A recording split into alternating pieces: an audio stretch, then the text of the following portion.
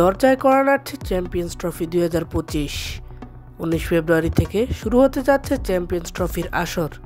উল্লেখ্য, এবার চ্যাম্পিয়ন্স ট্রফির হোস্ট পাকিস্তান, কিন্তু ভারতের পাকিস্তানে গিয়ে খেলতে আপত্তি করায় ভারতের সবগুলো ম্যাচ আয়োজন করা হয়েছে সংযুক্ত আরব আমিরাত দুবাইয়ে,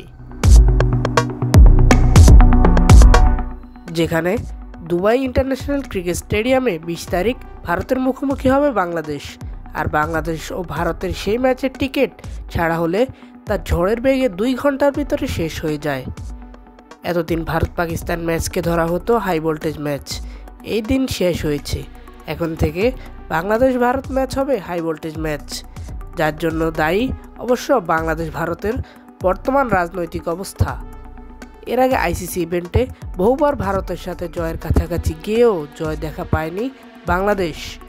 ওয়ানডেতে যে বাংলাদেশ ফেলে দেওয়ার মতো দল না, তা ইতিমধ্যে সবারই জানা।